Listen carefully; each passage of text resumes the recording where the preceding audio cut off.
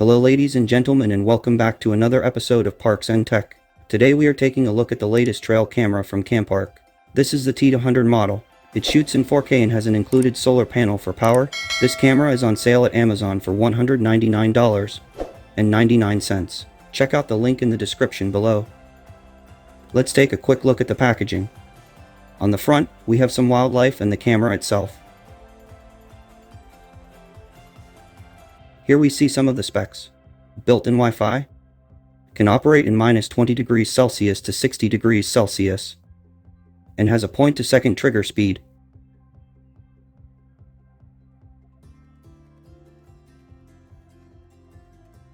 On this side we have the model. Here we have some more specs. It can take up to 30 megapixel images and up to 4K videos. 850 nm infrared ultra-low glow LEDs that have a range of up to 20 meters. Up to 75 feet triggering distance. Point-to-second trigger speed. Built-in Wi-Fi with the app. And an IP66 waterproof rating. This side some more branding. Nothing on the bottom.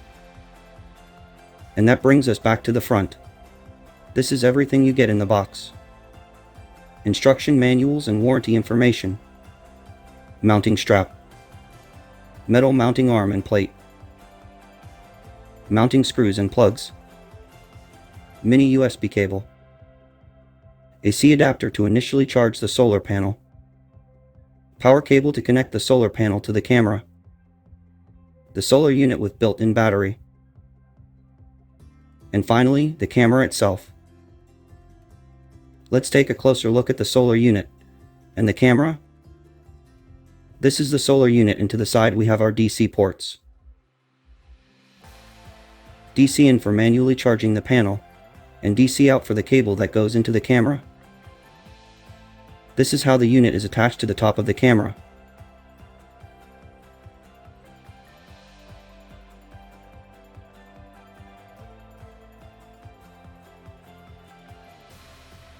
You can disconnect it with this button. This is the trail camera itself. Here are your IR LEDs. The camera lens.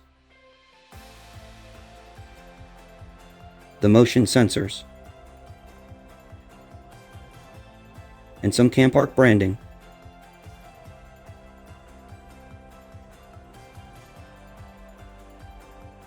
On the bottom we have a microphone.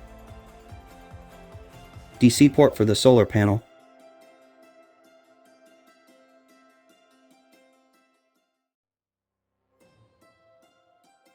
Optional battery tray.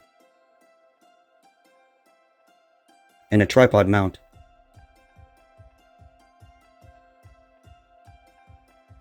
On this side we have our clasp to open and close the front case, and a locking mechanism if you wish to lock it. On the back we have the spot where the strap goes, and some plastic spikes to help keep it secure to where you are mounting it. These work great on trees. On this side we have our hinges. On the top we just have our spot for the solar panel.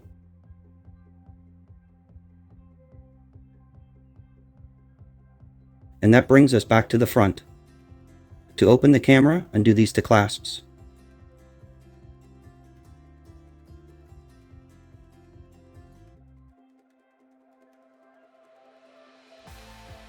Here is the menu button. Battery tray eject button. The OK button. To the side, you have the off, setup, and on switch.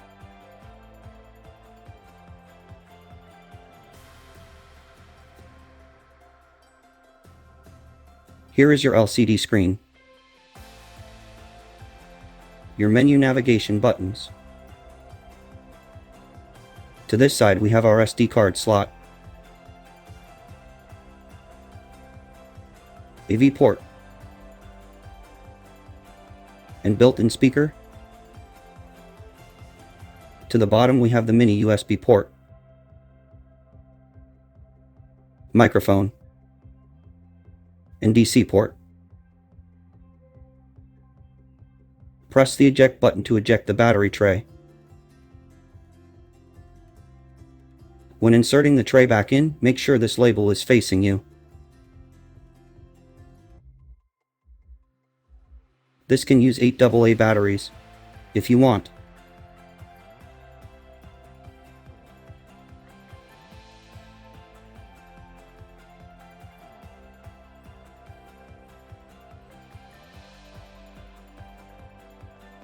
Push until you hear a click. I will be using a micro SD card inserted into a full-size adapter. Insert the card upside down into the camera.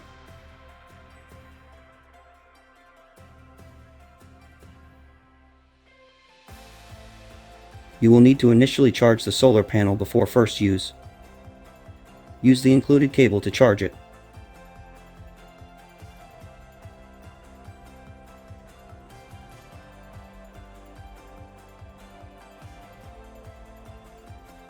Once charged, connect the solar panel to the camera. This is how the cable should look when connecting. This bottom part goes into the bottom of the camera and the top goes into the top.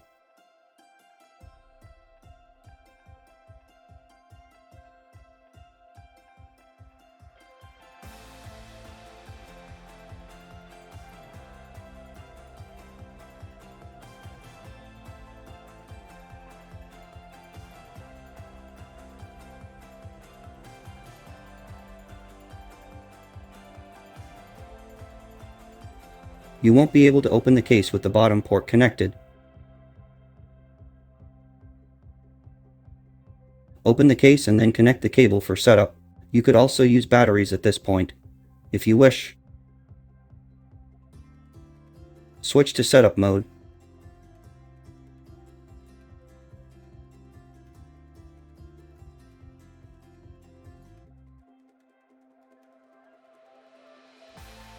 Pressing the menu button will change it to photo mode. Pressing it again will take you to the gallery, and pressing a third time will take you to the menu. Use the arrows to navigate and the OK button to select. Here you can change your mode, photo only, video only, or photo and video. I like both.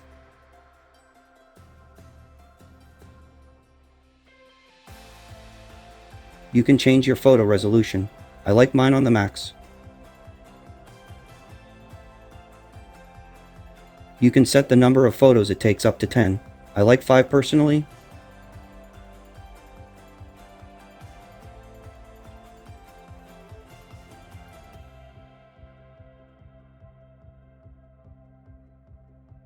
You can change the shutter speed. I will leave mine on the default. Here you can change the video resolution. I like the max of 4K.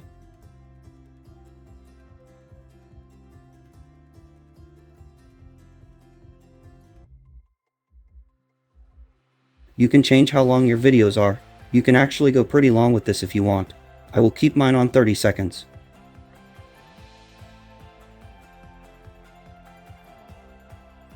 You can toggle audio on or off. Set the PIR interval. I will leave mine on the default.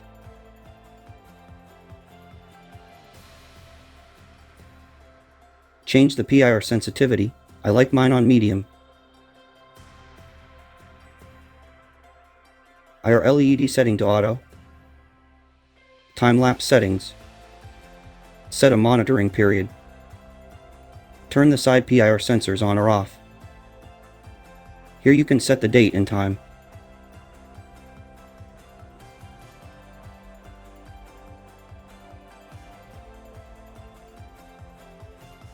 You can set the time format.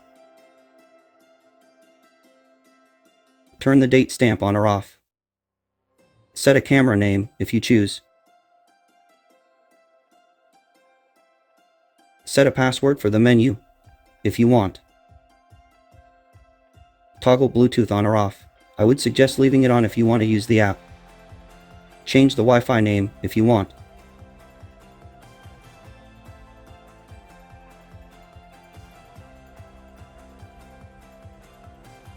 Change the Wi-Fi password, if you choose.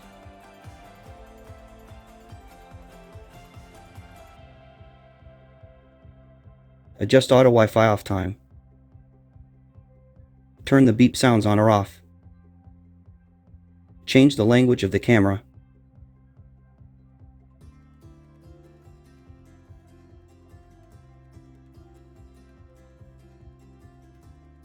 Format the SD card.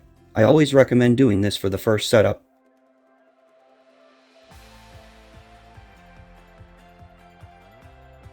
You can return all settings back to default.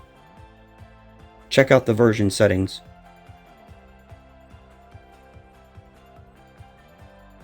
And do a firmware update from the SD card if there is one. And that's all the settings. Turn the camera off, and it's time to mount it.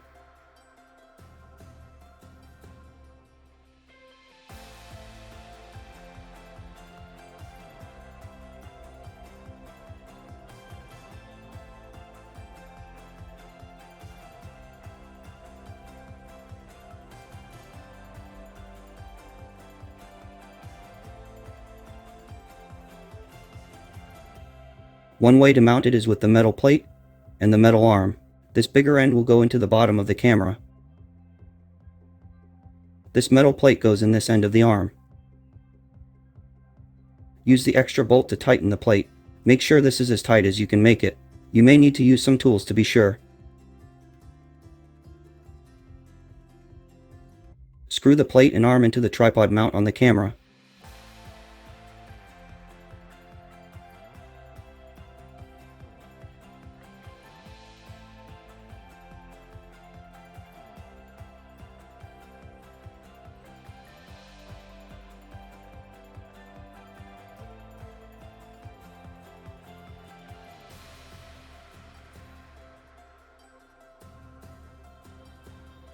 You can now use the other clamps to adjust the angle you want the camera to be at.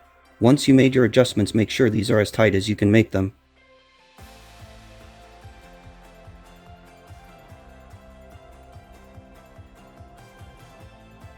Once you have this set, you can use the screws and plugs to secure them to a tree or wall. The other option is to use the strap, which is what I mainly use. The strap is big enough to go around most tree trunks. This is where I realized I wanted to also have batteries in here just to be safe. They are not needed, but it makes this part a little easier, and a good way to have backup power, just in case. I use the Amazon Basics batteries and have never had an issue.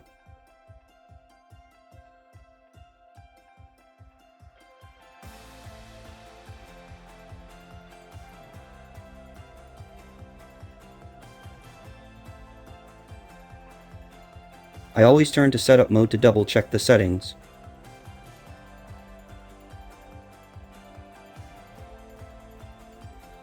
Once all is well, turn it to on and close it back up.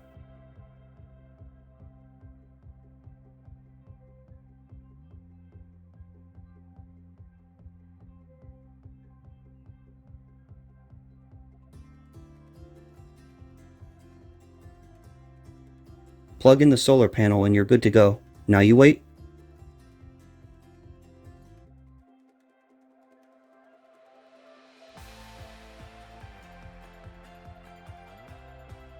To connect to Wi-Fi, make sure you download the correct app. The one that is in the instructions didn't work for my Android phones. After searching the internet, I found another app made by the same company. This one worked. I told the company about it and they sent out an updated QR code. I will link that Android app below. Once you have the app, open it. Make sure you are within about a 100 feet range of the camera. Turn on Bluetooth.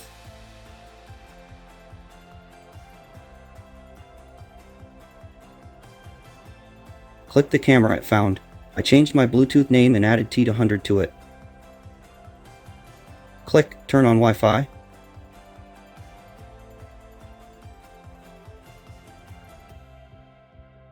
Tap Wi-Fi setting. Give it a few moments to find the network. Tap on the network. Enter your password. The default is 1, 2, 3, 4, 5, 6, 7, 8. Tap Connect.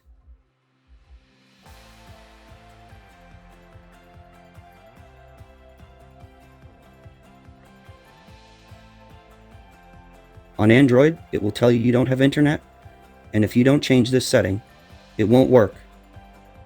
Once connected, click back.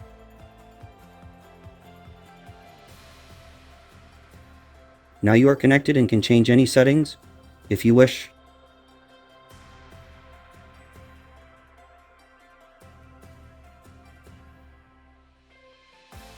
You can also view and download any images or videos from the camera. This can take a little time, so just be aware.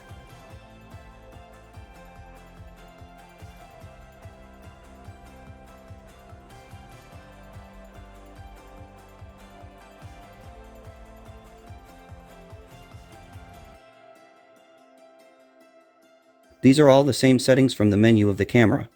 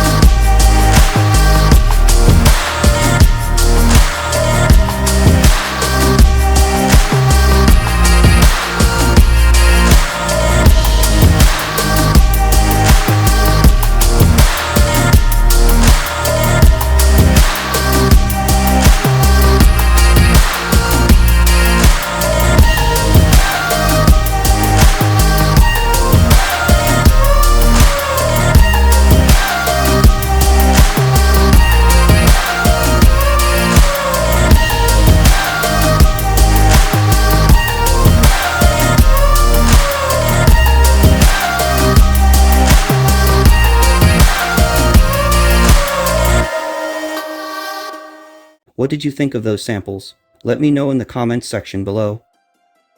This is a very nice trail camera. First off, the camera is very nicely made and doesn't feel cheap. I really like the design of it and I think they did an excellent job with the build quality. The camera is pretty easy to set up and use. In the box you get everything you need minus the 8 AA batteries and an SD card. It has a lot of mounting accessories and with those you can really put this just about anywhere. The overall quality of the images and videos is very nice. Very clear and crisp, both during the day and at night. It's actually much better than other trail cameras I have. There is a built-in microphone and the audio quality is decent and what you would typically expect from a trail camera. The built-in Wi-Fi is pretty good and works as it should. It's pretty easy to access and turn on through the camera, and then connect to it via the app in your phone. You can download your photos and videos from the camera through the app, as long as you are within range of it. You won't have to go and take out the SD card to see what you get. The Wi-Fi range will vary, but I averaged roughly 70 to 100 feet away. All things considered, this is an excellent trail camera for the price and it's an even better deal when there is an added coupon on Amazon. This is an awesome upgrade from previous models, and it really shines in quality and value. Check the description below for the link to pick one up. I really appreciate you taking the time to watch this video. Please be sure to hit that thumbs up button, and if you haven't already, make sure you subscribe and hit that bell notification so you won't miss a day when I post a new video. Thanks again, and we will see you in the next one.